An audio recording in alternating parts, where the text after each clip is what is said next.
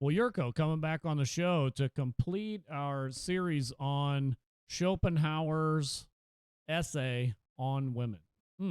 And to top it off, as he gets towards the end of his article, now remember this, he's not a Christian man, he's just a philosopher, but in the 1850s, he starts arguing for polygamy being a solution to the issues he's seeing, and monogamy is the root of the problem, which is quite interesting. So we're going to talk about that, how he would have come to these conclusions, whatnot. Interesting stuff. Hey, if you're liking this content, give me a like, subscribe, give me a comment below. This is interesting stuff. In the 1850s, he starts talking about polygamy, and he starts talking about Mormonism, which I thought, wow, how on earth did he know about Mormonism in Germany at this time? It hadn't even been around that long. So we'll get to it. Here we go. Yerko, this will probably be our last installment of the Schopenhauer essay on women. And then I want to move on to an article you had sent with Thomas Aquinas about. Yeah. Yeah, no, I was was I was curious. Yeah, I was curious because I had I was in a conversation with a sister in Christ about this, and we were looking up Thomas Aquinas, and he had some interesting things to say, so I decided to yeah, look it up. definitely good stuff, interesting stuff Mm, there, stuff that we wouldn't hear in yes. the modern evangelical church, probably I wouldn't hear any of that kind know, of stuff. but Um, so yeah. But anyway, to kind of wrap up Schopenhauer, he starts talking about monogamy versus polygamy, which I was really kind of surprised about because this is mid 1800s in Yeah. Germany, right? Where Hmm. there's this wasn't even a consideration, I don't think, for anybody in Yeah, no, Germany. no, it wasn't. It wasn't. So here's the thing. So Schopenhauer is making some true observations about prostitution, the Mm, equal rights that they're starting to give to women, which this was pretty recent. Okay.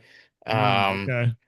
but well, as I told you before, I believe he misidentifies the problem because he seems to blame monogamy for this, which I would say is incorrect because Mm, the Christendom was monogamous pretty much always, and yeah, these pretty much. problems Yeah. had just started to show up. Yeah, so he kind of misidentified the problem. Another thing, he Schopenhauer was very influenced by Eastern thinking. I think I Okay. mentioned that in a previous video. Yeah. Orientals, mysticism. So he can kind of his observations of the social issues that he's observing are correct enough, but he kind of misidentifies the problem. So I guess we can discuss that. So, do you think Um, some of his Eastern influence, like, because a lot of the Eastern cultures practice polygamy, and then that would have, yeah, like, at least Middle Eastern and yeah, um, the Ottoman Empire, which was collapsing at this point, of course, also they oh, practiced polygamy.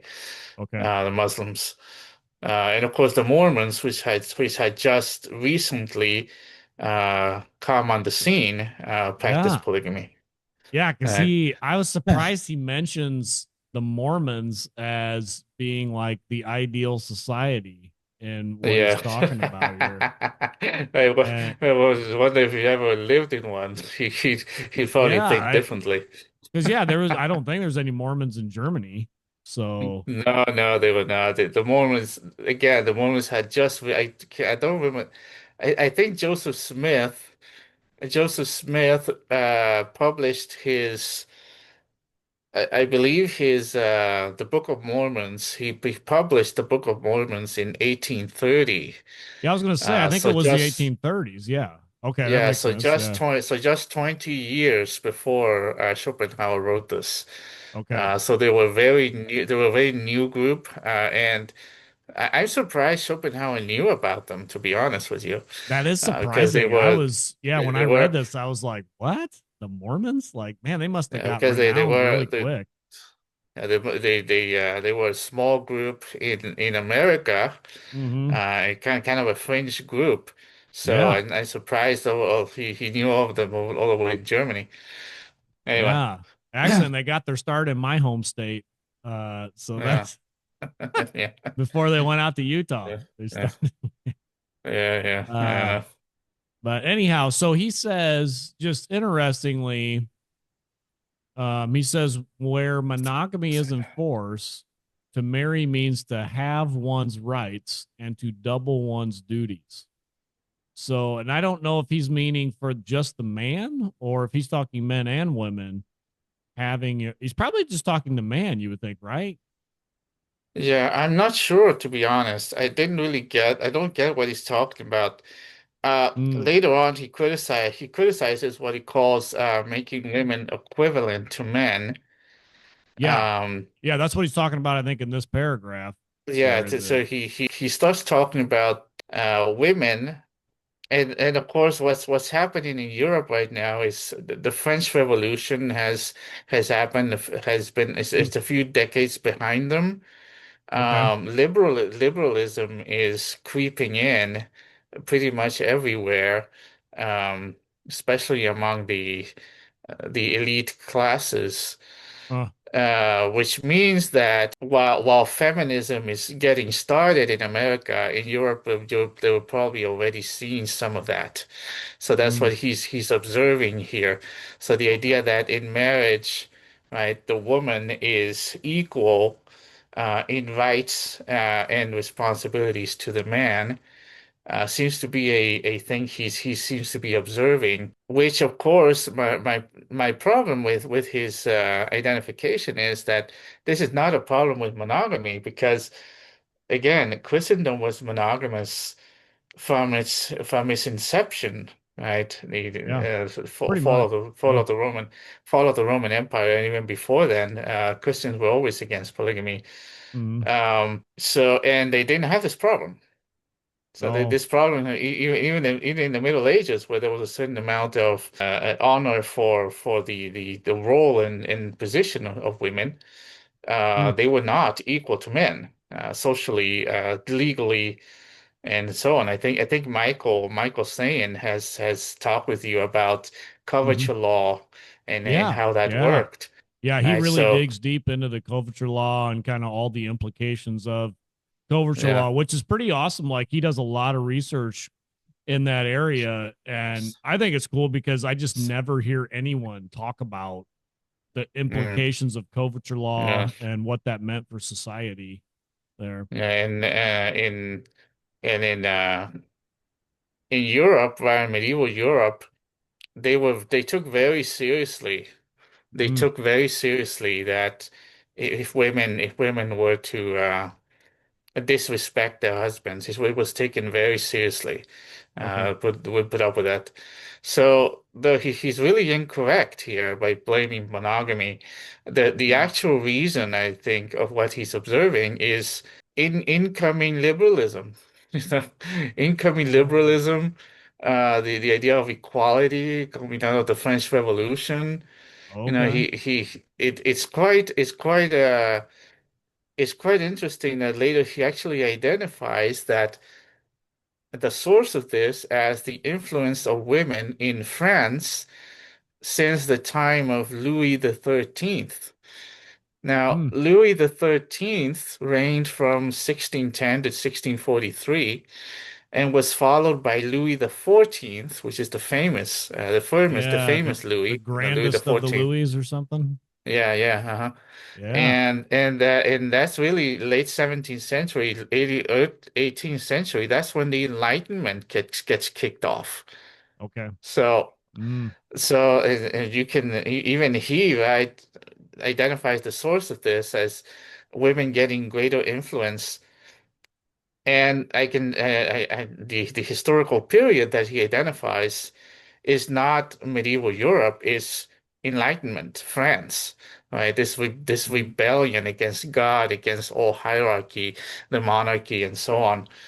And okay. of course, the women jumped on the bandwagon. So You can bet, you he's can bet that the equating women it jumped on the though. bandwagon. so he's equating this with like, and maybe you're saying he's equating monogamy um with giving equal rights we giving between, equal rights to women. Yeah. yeah, men and women Yes. within marriage. And And you you're see, they're saying, nah, it equal. would have Yeah. been like liberalism coming about in his Yeah, age. because they already had monogamy and this didn't exist Mm, okay. before.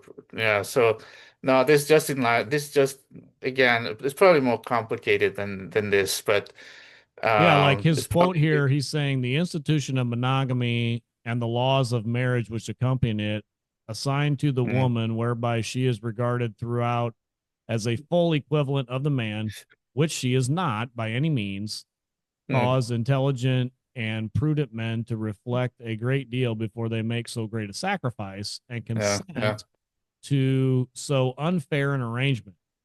So he's saying men Hmm. should really consider the at least the Or way she's that just they saying that were. they are. Yeah. Well, I guess maybe he's saying the Yeah. way that they were currently practicing monogamous marriage was that Yeah, you're entering that's probably into. true. Yeah. Hmm. Yeah, so maybe he's saying that's not the way it's currently, or it was understood, but now the way it's currently understood is you're entering into a contract in which it's very unfair because, well, even he Yeah, says because in the mm, previous one, he says it's giving equality where nature does not give that equality, which he yeah. argued earlier That's that. essentially legally you're giving women equal rights with men where naturally they don't have the same capacity. Yeah, yeah, he Specifically, he argues that a mentions lot in re these paragraphs that get, well, and yes, he made that point the whole thing. Yeah.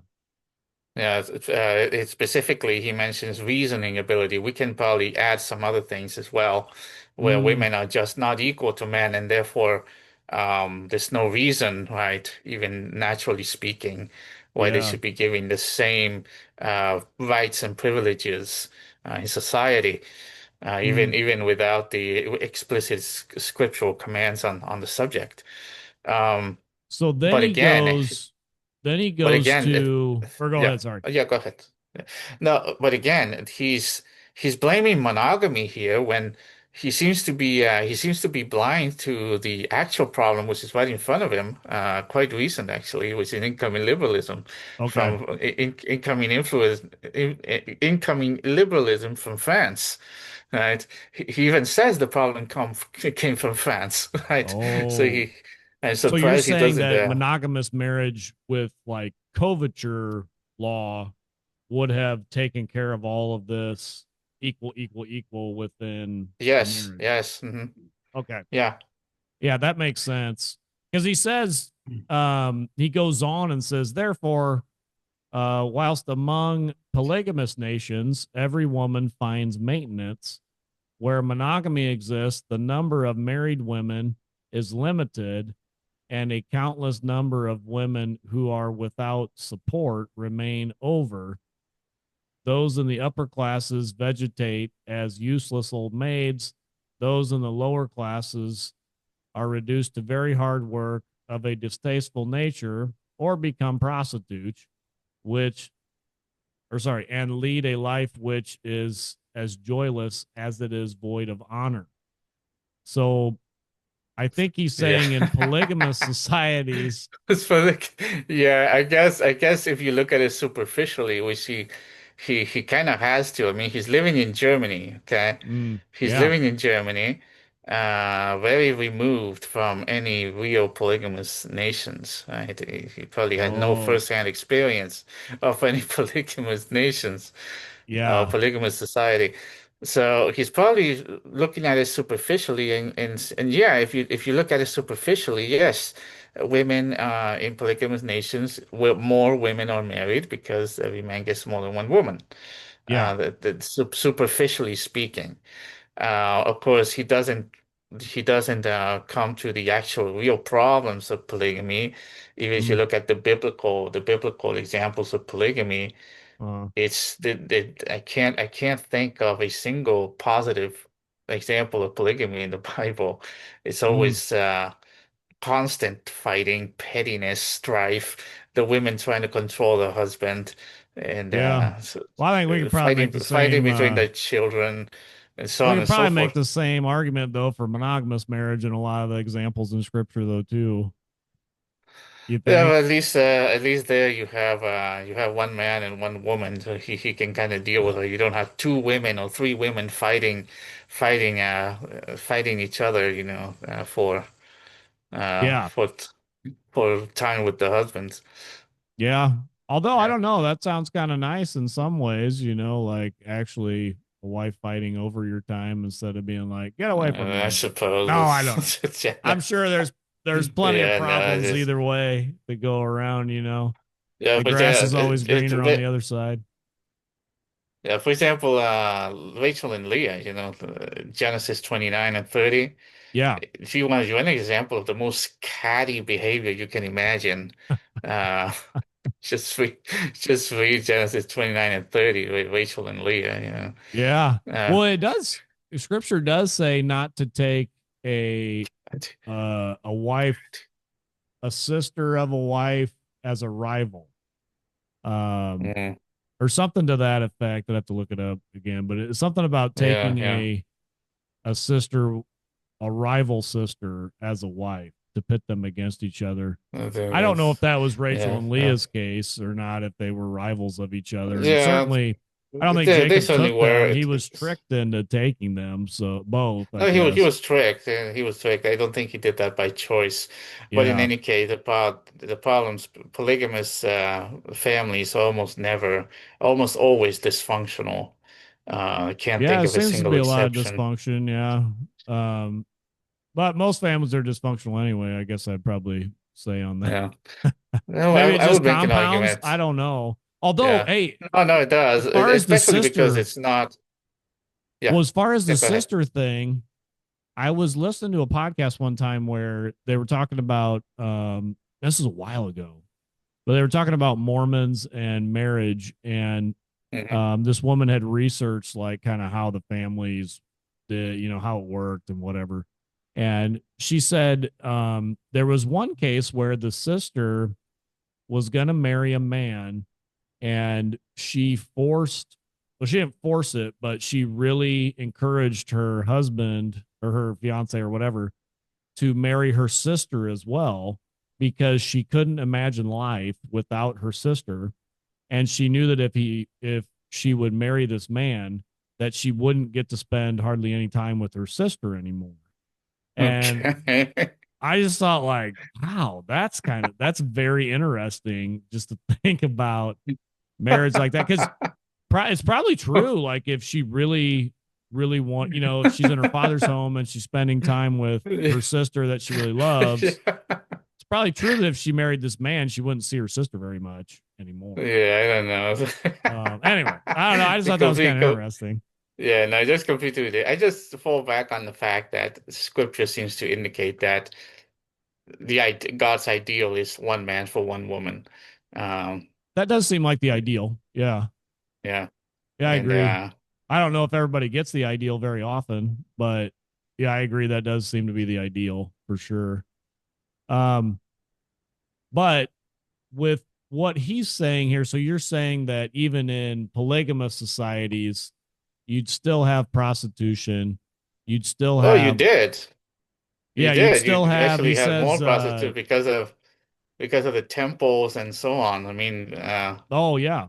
Yeah, yeah. I mean, go to Muslim. I don't know what Muslims do with prostitutes, but Mm, you still have prostitutes. I mean, prostitution.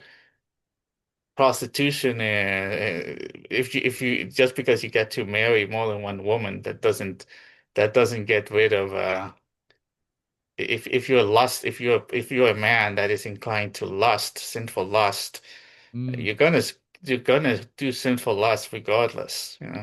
Yeah, you may want to lust after a woman, but not actually like bring her into your home and take care of her for life, like you would Yeah, if you were yeah, yeah, polygamous. yeah.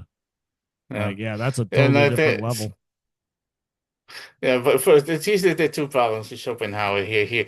He's the problem he's identifying is correct. I mean, Mm, he probably identifying something that's correct, but he misidentifies the problem. And mm, two, one, he misidentifies the problem, and two, he kind of has this not realistic view of how polygamous societies work, mm. and understandably because he doesn't live in one. Yeah, that's Right? true. Well, he says in here in London alone, there are 80,000 prostitutes. Then what are these women who have come too quickly to this most terrible end, but human sacrifices on the altar of monogamy? Like, whoa, that's a pretty strong statement there, you know? Oh yeah, yeah. But you're Again, saying like he's why was misdiagnosed the problem here. Well, although yeah, that's yeah. a lot of We prostitutes. Is that true? There's 80,000 prostitutes in Yeah, I London? had no idea. I had no idea. Whoa. I do know that prostitution kind of became more common in the 1800s. A lot of Wow. men got a lot of men were contracted syphilis in that time Oh, because of their habit of constantly running around with prostitutes. And wow. but the reason So for you that mean way was, more so again, than in the 1700s?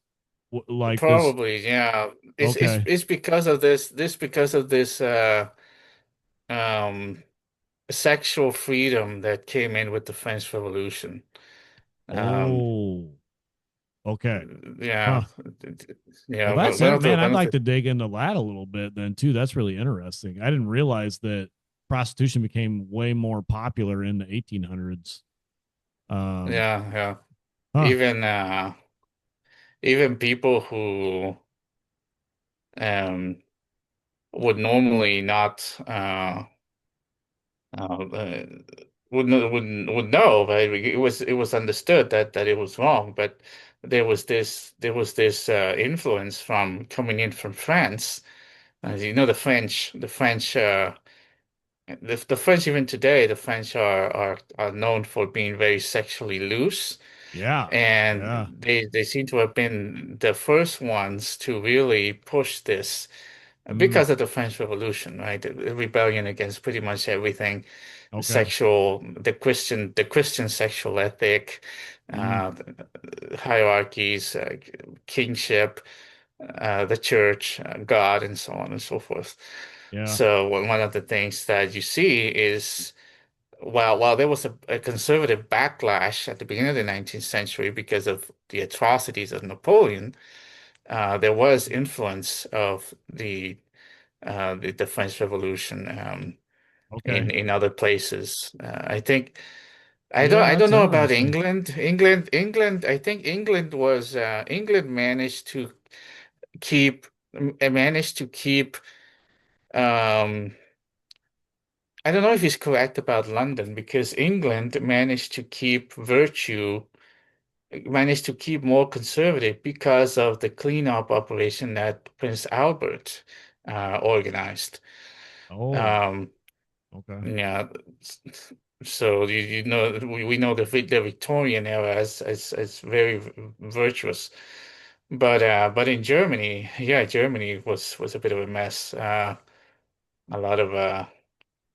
lot of prostitutions was scattered around. Yeah, that's crazy to have that And of many. course, if he's blaming monogamy rather than blaming the the actual problem, which is just a certain laxness in as far as sexual morality um, among some people, right? Mm. Uh, yeah, that seems to be an issue. Oh, actually, I just asked Grok about the 80,000 prostitutes in London, and he's saying, let's see, it's saying it's a widely circulated estimate at the time, but it's now considered greatly exaggerated and more of a myth or rough guess than a reliable count. Okay. Mm. I wonder why that was a widely circulated estimate, though, would be kind of, Yeah, no idea. I don't that's a know. little interesting. Yeah, Oh, it's let's see, Matthew Mayhew's influential 1861 work, London Labor and the London Poor. He referenced the assumed number of about 80,000. Okay. So I guess this was a thing then. Uh, I Um, guess somebody put it somebody was floating this idea around and Schopenhauer just grabbed it. I guess. okay. Yeah. Because so it's saying modern analysis is probably in the tens of thousands at the most, somewhere between 20 and 25. Although in one city, that's still a heck of a lot of prostitutes. Like, wow. Yeah, London's pretty big though, I think. Okay. Yeah. Is what? And they were probably not, and it was, while there was a certain lapseness in sexual morality, it was still not considered a proper or moral or ethical to be known as a prostitute or be known as someone who went to see a prostitute. So it was probably Yeah. kept under wraps to some extent. Well, yeah, here, so it says London Yeah. population at the start of the 19th century was about 1 million, and by the end, it was about 6 million. So, yeah, I guess if you have, well, I don't know, well, let's roughly say 3 million people, 25,000, that's like what, 1% of your population. Uh, So I guess that's not like completely nuts, but it still seems a lot. I don't know. yeah. And again, Um, it only existed as much as it did because of this this sexual looseness that came in from the French Revolution. That, to be fair, a lot of people tried to fight this. yeah. Um, the romantics, tried to fight this, even though they themselves had some issues, sexual issues. So, The church tried to fight this, but yeah. um, and of course, secularism coming in, since that's going to have an effect on your society. Yeah. So Christian, he, Christianity no longer being the foundation of your society, which was the case before the 1800s. That's going to have an effect on your society. yeah, for sure. I wonder if there's any difference between like Catholic France and Protestant Germany and Protestant London. Hmm. Um, I don't know. maybe I I don't know. can't say. But he says, just bring it back here. So as far as monogamy, um, he said these poor women are referred to or placed in this wretched position are the counterbalance, is I think he's saying because of monogamy, to the European lady, the married lady, with her pretensions and Mm, arrogance. So this married woman gets to be pretentious and arrogant because she's a lady, and everybody else is left mm, with the scraps because of monogamy. He says, hence, polygamy is a real benefit to the female sex, taking it as a whole. So he says, on the balance of probabilities, on the whole, this is actually a benefit to women to be in a polygamous society. Now, I don't know if there's any polygamous societies though that practice it by and large that the women seem to be thriving in it. no, they don't. Generally speaking, they don't.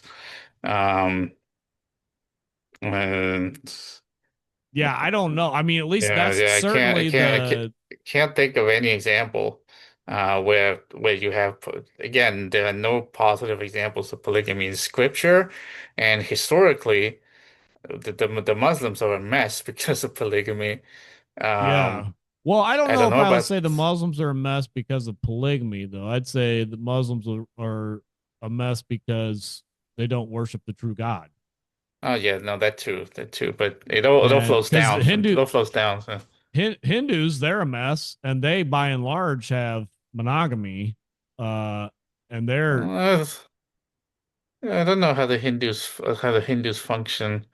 I think Well, yeah, from no, what the way I understand it, they Hinduism by and large is a monogamous religion.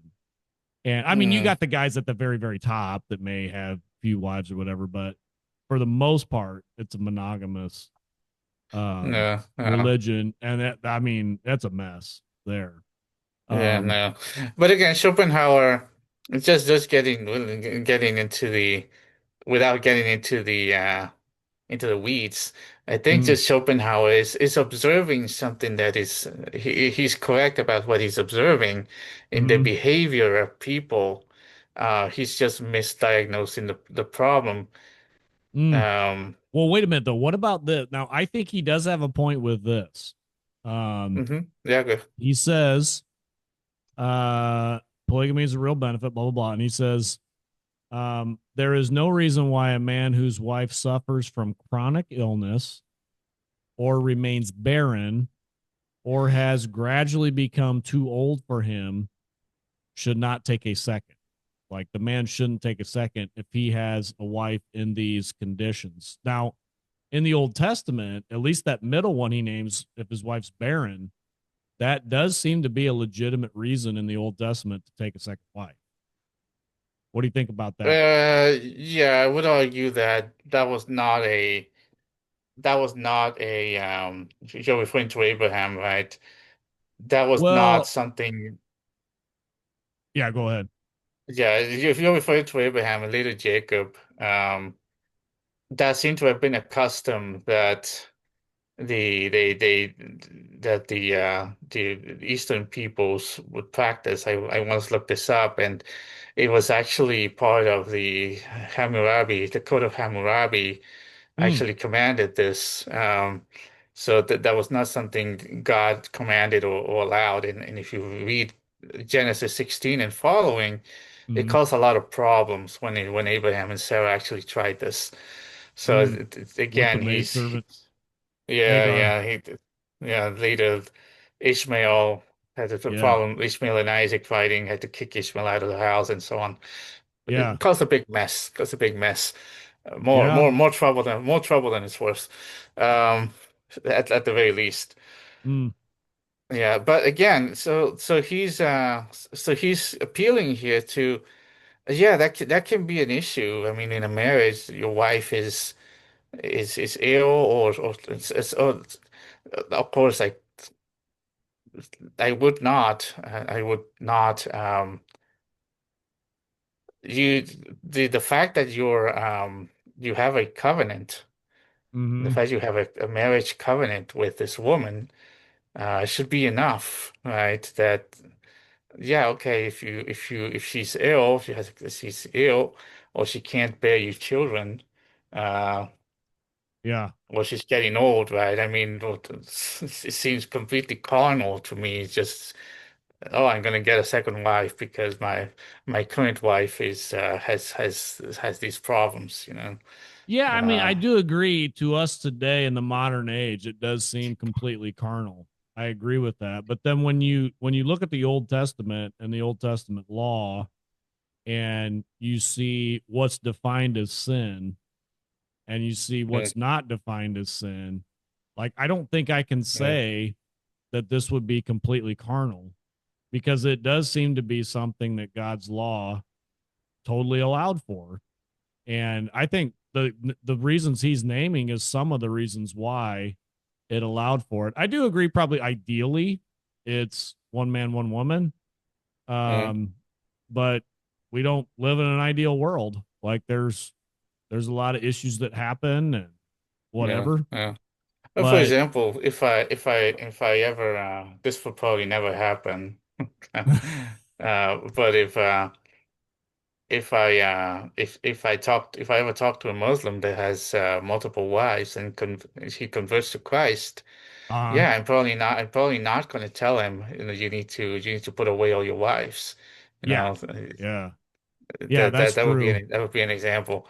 But otherwise, you know, the scriptures seem to indicate that God's God's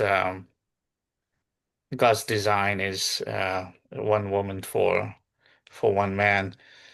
And whenever polygamy happens, it comes in with a whole lot of problems.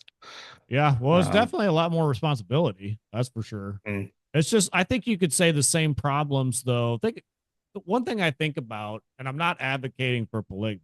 Okay, I'm not like I'm mm, just the way I read the Old Testament. I'm just like, well, I don't know if I can say certain things about it. So I am not an advocate for polygamy. But It seems like a lot of the arguments I hear against polygamy are the same. You could make the exact same arguments for having more than Mm. one child. It's like, well, there's jealousy issues. Well, there's more problems. Well, there's this, whether that, like, but because it's a completely acceptable in our current society to have more than one child, nobody ever talks about Uh, like that kind of that's thing. debated. That's debatable. Like, That's but debatable. like Uh, jealousy. Well, one may think you love them more than the other one. Blah blah blah. It's like, well, yeah, but you don't. Like, you love your children equally, or well, at least you should. I mean, you know, whatever. But no, that one never happens. but you see what I'm I would saying? I Like, it say seems like the same arguments for more than one wife. You can make the yeah, same yeah. ones for having more than one child, also, which is kind of interesting. Well, But everybody thinks like, well, come on. except that the Bible describes one as a blessing and the other not, right? Oh, yeah. Well, I think wives are just fine, or having a wife is described as a blessing, right? Yeah, one wife, Just not one, multiple yeah. wives. Well, but it So, doesn't yeah. say just one. It just says he who finds a wife finds what's good. Blah blah blah Mm, blah. that's a But good no, thing. Yeah. I'm not an apologist for polygamy, right? I'm just saying, like, it is interesting to me. A lot of these problems Yeah, and no, arguments and I what hear, you can make the yeah, same no, ones for having more than one child. and really, I understand these arguments are coming up, or these questions are coming up, and we're going to have to find better answers than the Mm. ones we've been giving because people are um, people are not swallowing the feminism anymore. So Oh. if what unfortunately most of our arguments today against polygamy are actually feminist arguments, not biblical. Mm. So we're gonna have to actually think through this and say, listen, this is the reason why God's God's normative design is monogamous marriage, Oh. and any deviation from that, because of circumstances, is going to bring problems. I think that would be my position at this What point. What do you mean by most of our arguments against polygamy are feminist arguments and not necessarily biblical ones? Can you It's explain that? because usually the reason I'm painting with a broad brush here, okay? Okay. But I think most people that are against polygamy, people in general, right, Christians or not, Mm. would usually say it it degrades the woman, it takes away the rights and dignity, objectifies women. I think Mm. that would be most of the arguments that people would make today against polygamy. Well, actually, as you say that, you hear the modern, maybe third or fourth wave feminists say the same thing about just marriage in general, that it degrades Yeah, women true. and blah, blah, blah. Yeah, So true. that's really interesting That's how true. far feminism has just gone off the rails. And actually, the original feminist. And here's another reason why I think Schopenhauer is wrong about the problem, misdiagnosing the problem here. Mm. If the problem really was monogamous marriage, if that's what's making women equal to men, why is it that in the Seneca Falls Convention, the Declaration of Sentiments, and in other feminist writings, they always attack marriage. Mm. Oh, yeah. Yeah. They always attack marriage. Mm. So that's kind of a contradiction. The feminists themselves did not consider marriage as a as a as an institution, monogamous marriage as an institution to make them equal to men Oh, because of they were attacking equality. Yeah. marriage. Yeah, you're right. Right. But maybe that in the Seneca Falls, that may have been during the day when coverture was still. Yeah, that's true. I think Michael Sayan has Yeah, talked and in about Germany that. also, unless Europe was so different to America in at that moment, it's just 3 years different, 1848 was the Okay. Seneca Falls 1851 is when he wrote the essay.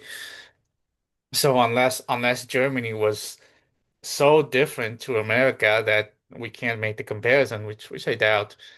Well, I'm pretty I sure think I we know can. Michael Sand has told me about that in his research that it was marriage with coverture, and they were the original Seneca Falls feminists were trying to get rid of coverture Yeah, because that really probably. did make the imbalance of power in monogamous marriage, kind of like Hmm. we're talking about here. So yeah, that's really Yeah. interesting then.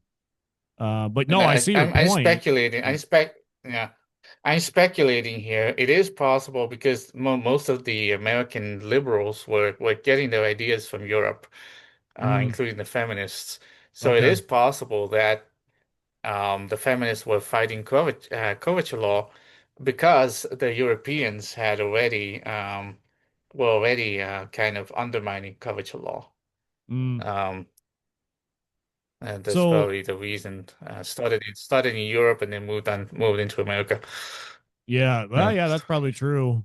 Um, so he says here many people become converts to Mormonism for the precise reasons that they condemn the unnatural institution of monogamy. It's unnatural. And Yeah, seems to think it's unnatural. Yeah. yeah, now I think you could make a case for that because have you heard the term enforced monogamy? Because Jordan Peterson talks about this. This is Michael saying we did a collab a few months ago to talk about enforced monogamy, this Yeah. term, because I think Jordan Peterson really brought that to light with like enforced monogamy. But basically, the concept is enforced monogamy is that whenever you have a monogamous society, it has to be enforced. Like it has to be in the laws, it has to be all because societies Well, naturally will default to polygamy. They won't default to monogamy. Now, that doesn't mean that could be. everybody in the society is polygamous, obviously, but Yeah, the same thing could be said about any crime, you know.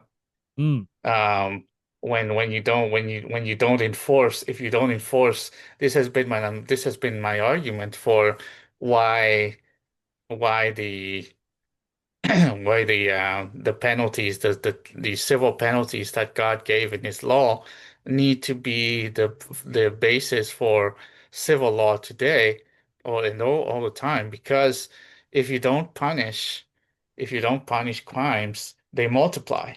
So mm, okay. the same thing can be said for anything, not just monogamy. Well, yeah, I Um, guess, but that's an interesting code because if you have a and maybe I don't know if you'd say uncivilized society or something, that yeah. society will always default to polygamy. But there's this term of enforced monogamy that once your society kind of progresses to a certain level, then it's always like monogamy becomes enforced in it like by law then. So it's like Jordan Peterson talked about it. That's why it was kind of interesting how he brought up this idea of Yeah. because he got in trouble too because people when he first started talking about it, people thought that he was advocating for enforced monogamy, meaning you're going to force women to get married to men. And so originally people went berserk when he started talking about I wouldn't say no to that. If if it's the household doing it, I mean, yeah. it might solve some of our problems. It's I don't know if it's Well, that's look I at mean the actually it marriage was laws or something. the women went berserk about it when he Yeah, started talking yeah, about this obviously enforced because monogamy. women But he was, women today are feminists. They yeah, don't like yeah. marriage at all. They were like, "How dare you say we're Mono, going to be mono, forced to marry a man?" Blah blah blah. monogamous or otherwise. But no, he was Women, explaining that it was like society enforces monogamy yeah, and gets rid of yeah, yeah, polygamy is like the way it always yeah. progresses. No, So it's just kind of interesting. So I think he is, in a way, he's correct that well, um he's correct in a world that is affected by the consequences of sin. All right. okay. So like I said, this is true of Mm, any sin. right? It Mm. has righteousness, virtuous conduct in a society needs to be enforced by law, because otherwise, evil multiplies. Otherwise, it's Ecclesiastes 8:11, right? When a sentence against an evil work is not carried out, the hearts of men are fully set in them to do evil, right? Oh, yeah. So Yeah. if you don't punish crimes in a society, you can be sure that sooner or later, Mm. that thing that you did not punish is going to multiply. So Yeah. that's just true. That's just generally true about anything, really. I just wouldn't say that about, I know it's not for today. It's incompatible with our society we've set up, but I would not say that polygamy is sin because scripture never Yeah. defines it as sin. So I wouldn't say Yeah. that Yeah. in good conscience. Okay, I wouldn't be able to say that either, but at the very least, it's not God's ideal design for marriage. Yeah, I Um, think I could probably get on board with the ideal is one man, one woman. Um, I just, yeah, I don't know if we always get the yeah, ideal, but and yeah, I think since we're both ideally it's one man, one woman. Yeah. yeah, and since we're both post mill, right? Yeah. Um, we would believe Wait, that you are now? Did you convert to yeah, the post mill? yeah, I am. I Oh am. man, all I right. am, yeah. Uh Mm, so since we're both post mill, I we would say that as the influence of the gospel transforms societies, mm. will the effect should be that we get closer and closer to God's ideal design, right? In for in all areas. Yeah, I mean, yeah, that's a good point. But I would still wonder like if God gave us that for like some of the reasons he's talking about, like barrenness Mm, or because you know now maybe it's less pertinent today because of all the technology we have, but like back in his day and even in older times, like if you had a uh, wife that was somehow health problems and invalid because of mm, various circumstances, I mean you may badly need her labor in the household to mm, tend to the fireplace. I mean, that was a big thing. So you didn't freeze to death. yeah, yeah, Cooking, doing those kinds of mending clothes and all that kind mm, of stuff that yeah, wives would do back in the older days. And so if you didn't have that, I mean, you would be in big trouble. Um, Now today we don't think yeah, about that because it's not a big deal. But some of yeah. those No, things I kind of and wonder. well, I think it might do us some good, to be honest with you, to kind of return to that. My current view of modern technology and what we've started doing with modern technology is that it's completely unnatural. Now that's unnatural, right? Mm, So, yeah. just imagine going to this whole IVF nonsense. It's Oh, that's just completely unnatural. But anyway, well, wait a minute though. With that, did Abraham do the natural thing because Sarah couldn't give him an heir? So did he do the natural thing of taking his uh, her maidservant to have a child? he That did seems to be the the ancient he did. form of IVF. Then, Yeah, I don't know. No, yeah, he was following the custom. He should have trusted God, in yeah, my view. yeah. Yeah, God had made a promise to him, and should trusted God. Well, but Um, wait a minute though. I don't think his promise was through Sarah. It was he just said, Abraham, you're going to have a son. And, at that time, you could have a son through multiple. So I don't know if I don't know if I'd necessarily say that Sarah giving her maidservant to him was not trusting God's promise. Does that make well, sense? it was, especially since it was her idea. Um, Well, yeah. Yeah, that's Yeah, true. But I don't there um, scripture nowhere says that because of Abraham's not trusting God's promise that Ishmael came about and there was problems there and he'll be a wild donkey of a man because you didn't trust my promise. Like there's none of that language anywhere in scripture. yeah, it's not explicit, but I think you can. It's implicit. The problems Okay. in the family, and later when God did fulfill His promise, He did explicitly say, "Through Sarah, your seed will come." So speaking of Isaac, Mm, um, later yeah, on, it's you just mean? yeah, I think it's 17 if I'm not mistaken. Okay. But Ishmael was already there, so they kind of had to deal with the inheritance issues and the family issues that all that brought. Mm, yeah. Yeah, Yeah, I mean actually even with Hannah, you remember Hannah was barren, so yeah, her yeah. And husband that took that that's another another wife. issue that also caused problems. Penina, the other wife, constantly bothering her. It's, Yeah. Well, I being mean, being women a are witches. I being a don't know what else to pest, say about it. Like I being a think it's pest, like, being a well, pest to her. don't be a witch. I mean, that would be Job had one wife and his wife was a witch. So that was monogamous and she was a witch. So like Yeah, yeah, yeah. women be witches. I don't know what else to say. Like that's just kind of the deal. We got to deal with it. I What guess, is I it? guess. Solomon says, I found one righteous man among 1,000, but I couldn't find any righteous women among 10,000 or something. So just kind of the deal. It's our burden to bear here. What are we going to Yeah, do? yeah, I guess. Yeah, but again, do you want to? It's difficult enough. Marriage, listen, marriage is difficult enough.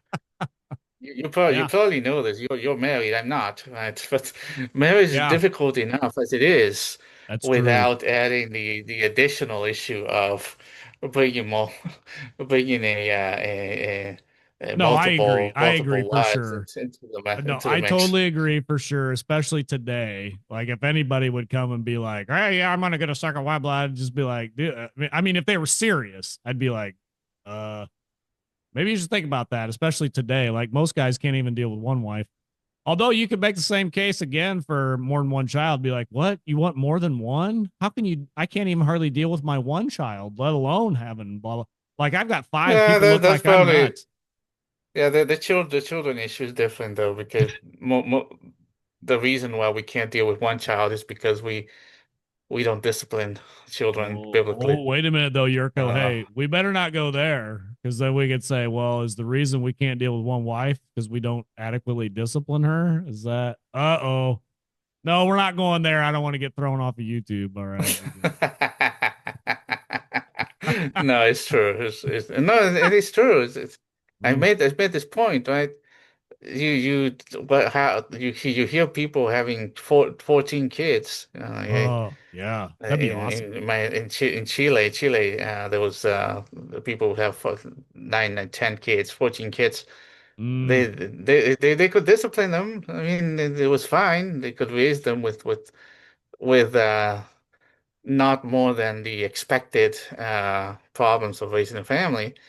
Yeah. So what's the deal? Right? What the deal is, uh, we've replaced the rod with timeouts and love pats. Yeah. Just I would think, yeah. man, if you had 14, I would think you'd have to run your whole household like a military school or something. Like I could just imagine. Well, that or maybe it's just like almost like a village mentality where it's just kind of the kids come and go and just like, it's very loose and, blah. I Yeah. don't know. Cause 14 Yeah. in the It modern the other thing, context. Wow. yeah, the other thing also, it also helped that everybody had something to do. Oh yeah. You didn't have all of this leisure time that the people have in modern Yeah. times, to sit around playing video games. No, Yeah. people had work to do. That the farm needed to be taken care of, and Mm. everybody got chores. Yeah. The husband did his work, the wife got her chores, and every one of the children also got their chores. Yeah. So, Yeah. Yeah, that's true. Like if you have that yeah, I would think you'd either have to go one of two ways if you had that many. It'd have to be just like a military style schedule and blah blah, or it'd have to be just very loosey goosey and just kind of everybody just kind of comes and goes and whatever. Because mm, I don't think you get anything in between on that with that many kids. yeah, yeah. Hopefully it's a very what do you call it? A very warm climate so that they can just be outside messing around all the time. Because boy, cabin Yeah. fever is a real thing in the wintertime. Like, whoa, if you had that Right, many, that'd be right, crazy. right. Uh, Yeah, no, but biblical discipline does help. yeah, yeah, that's right. Yeah, So, um, he says here, just to kind of wrap up, um, actually, did he say anything on being completely married? well, Oh yeah. the last paragraph you sent me, it was about inheritance. Well, wait a minute. Before we go to that, here he makes a point that this seems to be coming true, especially in the red pill spaces. Talk about this all the time. He says, Mm, still on the subject of monogamy. He says, while if the woman does not consent, she runs the risk of being compelled to marry a man she dislikes. Talk about monogamy, I think, or of No, shriveling no, no. up. He's talking about a man kind of having a mistress on the side. Oh, okay. Yeah.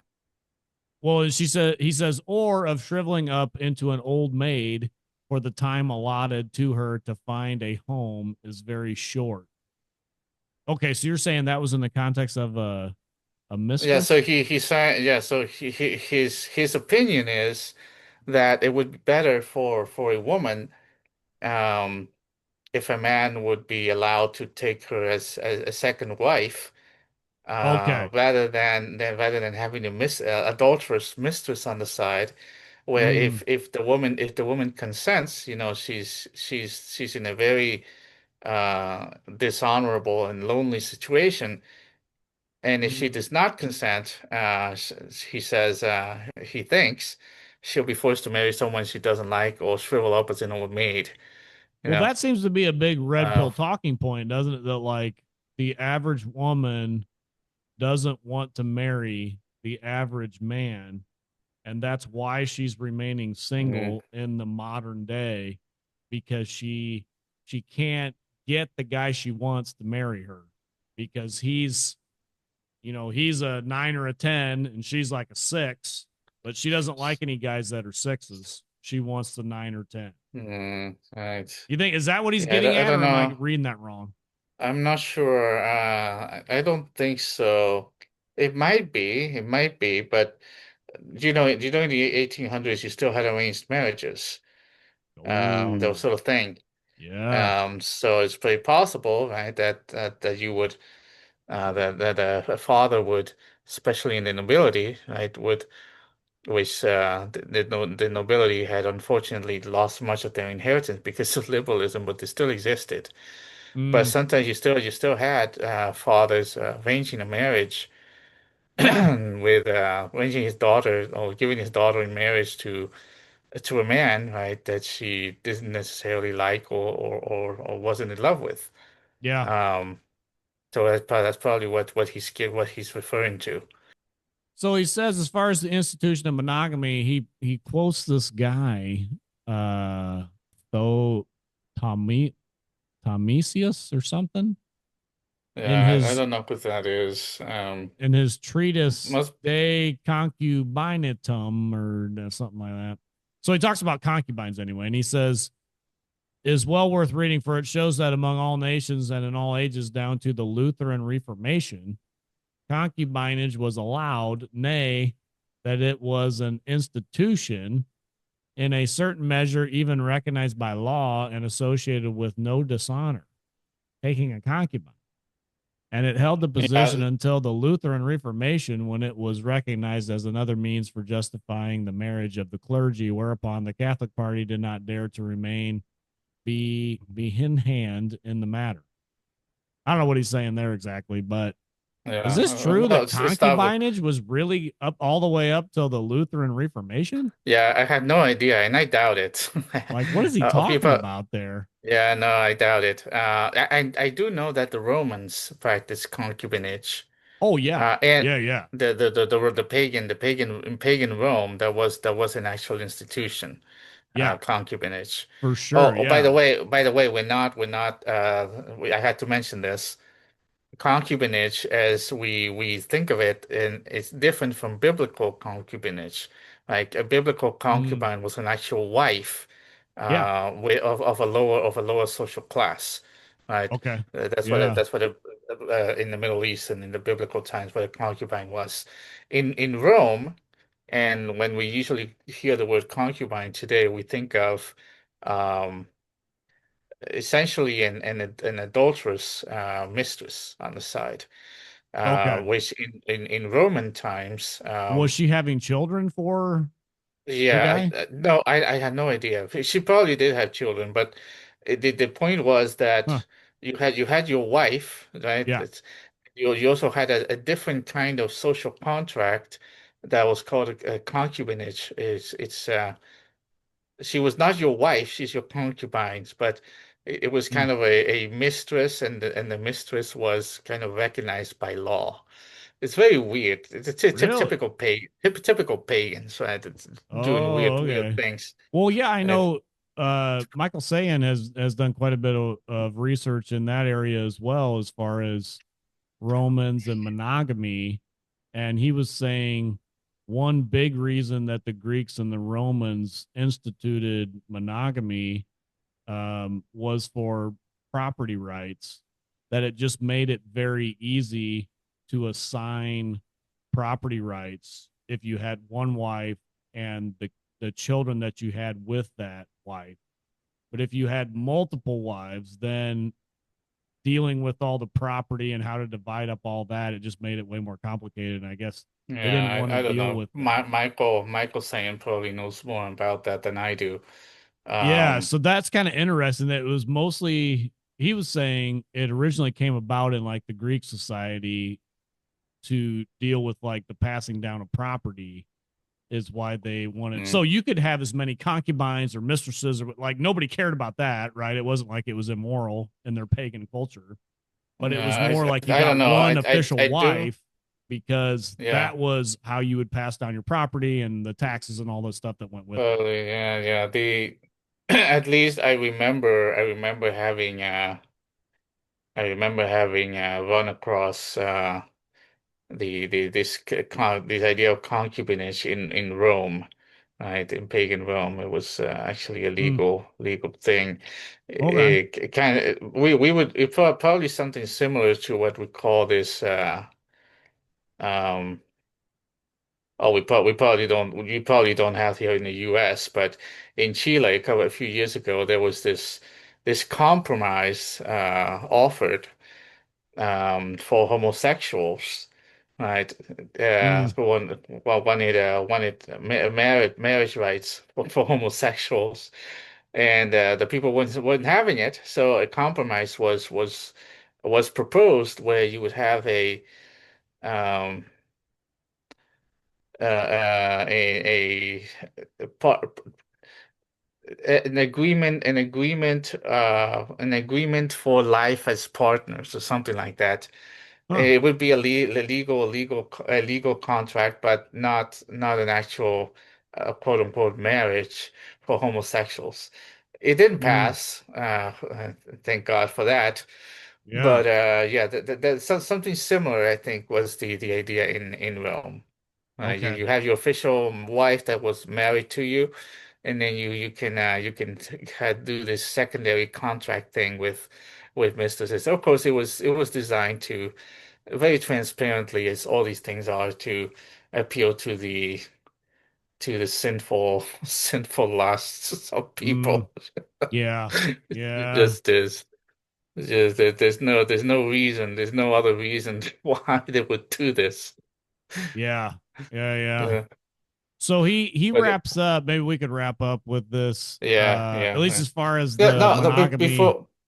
before we do that, so yeah, Well, Schopenhauer is not a Christian. Okay, Yeah. he's living in a Christian culture, more or Yes. less, like secularism's coming in, and he argues he's very influenced by the Romantics in their use of nature. Mm-hmm. Um, so but he's also very influenced by the Orientals, the Easterns, Mm. and he's got some weird ideas. Um, so Well, he's kind of misdiagnosed the problem here, well, but I he was is going to say, observing just to things wrap that up are on correct. Yeah. monogamy and polygamy, he Mm, he wraps up, and we're saying incorrectly that he's coming to us, but he's saying consequently, as each man needs many women, nothing is more just than to let him, nay, make it incumbent upon him to provide for many women. By this means, women will be brought back to her proper and natural place as a subordinate being, and the lady, that monster of European mm, civilization and Christian Teutonic stupidity, with her ridiculous claim to respect and veneration. Now, that was interesting, the veneration thing. She says, will no veneration, longer yeah. exist. There will still be women, but no unhappy women, of whom Europe Mm, is at present full. The Mormon yeah. standpoint is right. that's what he that's what he concludes with. Because Europe Yeah, is yeah, full of unhappy women because of monogamy, and so yeah. they need to they need to institute polygamy so that they It's will a not be full polygamy, of yeah. unhappy women. But as we've talked Yeah, he's about very, before, Yerko, he talks yeah. about the veneration of women, like the worship of women, and monogamy. He's saying is the root or one of the roots of the Yeah, worship of women. And I thought, yeah, oh yeah. man, now I would, that's interesting. yeah, I would disagree with that because again, this did not happen. Right? What he's describing here um, did not, generally speaking, did not exist Mm, before his time. okay. So yeah, this lady, the term lady had a very different connotation in medieval Europe. She Mm, is very very humble, very submissive. mm, A noble woman was supposed to be the epitome of feminine virtue, which included purity, and sociability, and so on. So if she's being so arrogant, right? Then the problem here is not polygamy. No, sorry, the problem here is not monogamy. The problem here is the the feminism coming in and the coverture law going out. You know? yeah. Yeah, I think I that's true. say Also, I think veneration, that really, I mean, if you research that, that's really tied to romantic chivalry and how we got into the veneration of women there. I mean, that's uh, pretty well documented, like how that all kind of came about. So, yeah, I think he diagnoses that wrong, and at least in that part about the veneration of women. That was chivalry that brought that on, and chivalry and courtly love. yeah, it exaggerated kind of courtly love, taken out of context. Um, Yeah, and just add feminism to the mix, and you probably get you don't get a very good very good result, right? Yeah, yeah, that's true. Um, Because feminism is the because parasite actually, that rides on the you know, back of chivalry. Uh, yeah, the romantic. We talk about romantic today. We actually had no idea what romanticism is today. mm, Real romanticism was actually extremely masculine, okay. as I mentioned in the first video we did. Yeah, yeah. Um, Like the the movement of roman romanticism. yeah, this return to medieval virtue of men, strong men, Mm, sometimes strong in a good way, sometimes in not such a good way. But okay. yeah, no, Romanticism was a masculine movement. Oh, Uh, and while women were important in that, they were important because your wife, right, is part of your is part of your life. But if you read actual romantic literature, um, the woman has a part, but it's not the center of the whole thing, except in very rare instances. okay. Um, Yeah. yeah, Oh, that's interesting. Yeah. yeah. All right. But Well, anyway, any final thoughts on Schopenhauer then? I know this what the was it third, fourth video we've done on the video things we've done on this. third. Yeah, no, let's just finish off with what he says at the end about inheritance. Oh, okay. I think here we can have a common ground with him. Mm. The fact that a woman's right to inherit, a woman should not have a right, a social right to inherit. Oh yeah, Uh, I remember reading that. Yeah, yeah. Yeah. so you see this in scripture, right? Scripturally and just historically in Christian majority of Christendom and in the majority of societies, women do not inherit property, Mm. Okay. except in very rare circumstances. For example, if there are no male heirs, you give to a daughter, like God says in Numbers 20, I think it's 27, Okay. where he allows women to inherit if there is no son. He allows Yeah. daughters to inherit, and even then, she has to marry within the tribe because as soon as she marries, the property will pass to her husband. Mm. Um, so this patriarchal arrangement where the property and and the inheritance passes from father to son, essentially, or from man to man, seems to be the natural way of doing things, also the biblical way of doing things. Mm. And when you see any exceptions to this, usually it comes with problems. You mentioned Sparta. Mm. Um, the Greeks in the first century also had given, especially in Ephesus and some other places, had given a lot of inheritance rights and other rights to women.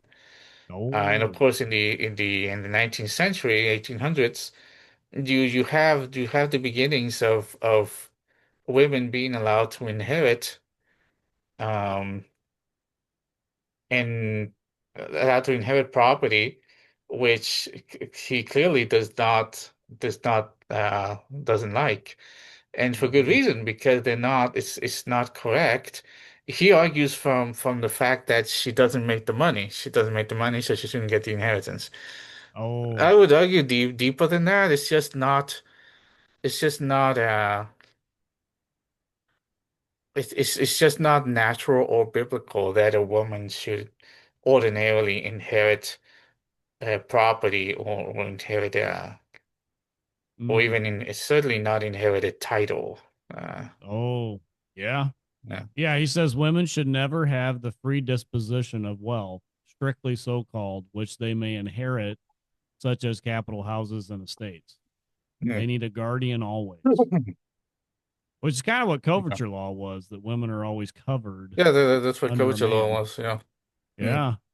Yeah, that's interesting. And Mm. yeah, so essentially, and even guardianship of their children, right? He advocates here for a very patriarchal arrangement where the father um, has guardianship of his wife and also of his children, Mm. right? Yeah. I think Michael Sayan also mentioned this that before or somebody did, I can't remember who, but might have been Larry Solomon. Mm. But before feminism, when a divorce would happen, the children were given to the father. Uh, Yeah. Yeah, for the sure. children were given to the father. Yeah. Um, because of the suffragettes. There's one of the things that the suffragettes were shouting about was Mm, that they wanted the right to have the custody of their children after divorce, which the court promptly gave them. Uh, yeah. Yeah, that's a this good point. happened in the States. Um, so yeah, no, he's correct about inheritance. Um, Essentially, Schopenhauer is a mixed bag. I would not recommend going to him to get a good view of life in general. He's a philosopher that's very pessimistic, but Yeah. he does because of who he is, because of where he's living in the time that he's living, he does make some correct observations, and he does. I like the fact that he argues from nature, which kind of segues into Thomas Aquinas Yeah. because Thomas Aquinas, um, romanticism was in many ways a cultural movement to return to the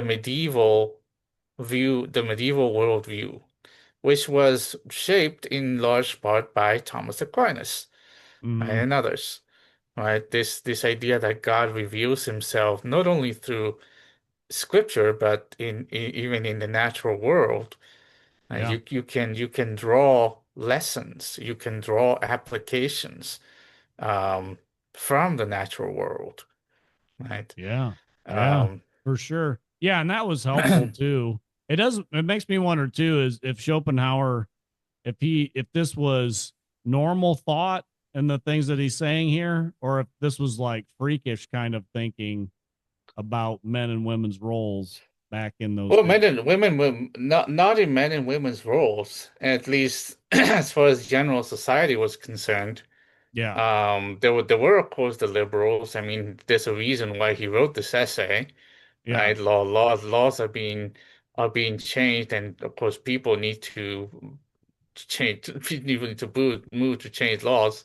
So Mm, among the liberal middle class, you had kind of this egalitarian kind of thinking. But in general, I think, especially among the nobility and just the lower classes, I think there was still in this idea that men and women's roles are these, right? Men lead, women follow, women are subordinate to men. yeah. Um, that's where they gain their value, actually. Here's the romantic part, right? Women have value because they have this subordinate role, Mm, right? Take away that subordinate role, she loses her value, mm, right? Um, so yeah, no, Schopenhauer is he's speaking to a problem that is beginning